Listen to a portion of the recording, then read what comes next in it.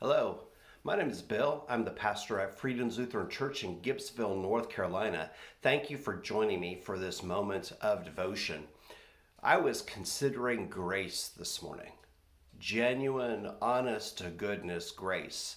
Now, I sometimes go into kind of a formula when I think about grace, the unconditional, unmerited love of God.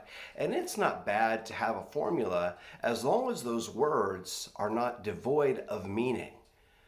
If you begin to think about those words, unmerited, unconditional love of God, all of a sudden it begins to open up this whole new world of possibilities, especially when you think about it from the standpoint of the human love that we give and receive. So often, that kind of love has to be earned, or you can do something to instead of earning a person's love, you earn a sense of regret or a sense of anger.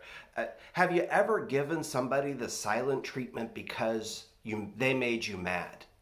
I know I've been guilty of that, wanting to give my wife or my daughter the silent treatment. Not a gracious moment, not in the least.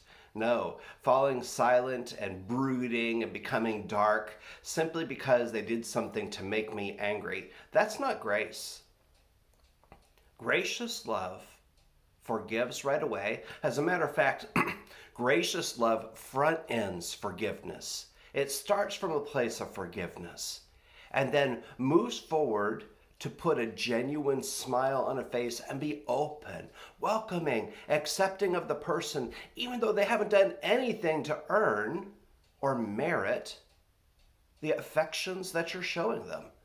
Oh my goodness, that's grace. That's how God acts, ACTS. That's God's action toward you and toward me in Jesus on the cross, in Jesus in his life, and in Jesus in his resurrection.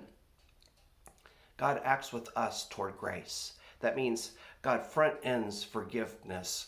God front ends seeing things that we do in the best possible light. God knows that all things are going to work together for good, even when we're acting in less than godly ways. So my friends, my hope is that you experience grace today.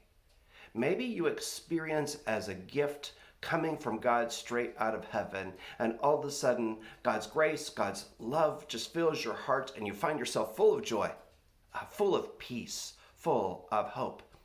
Maybe if you're abundantly blessed, you experience God's grace coming to you through another person, someone who is always there to accept you and affirm you and love you and walk beside you in this life. My hope for you today, once again, is that you experience grace. What does Scripture say? Well, there is a little bit in Hebrews that talks about sustaining grace. It's Hebrews chapter 4, verse 16 in the New International Version Bible. Let us then approach God's throne of grace with confidence, so that we may receive mercy and find grace to help us in our time of need. May you be helped by the grace of our good Lord. Thank you so much again for joining me. I look forward to seeing you tomorrow. Between now and tomorrow, if you'd like to, you're welcome to look at freedoms.church, FRIEDENS.church,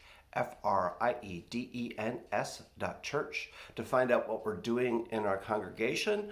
Also, to look at other devotions. I look forward to seeing you tomorrow.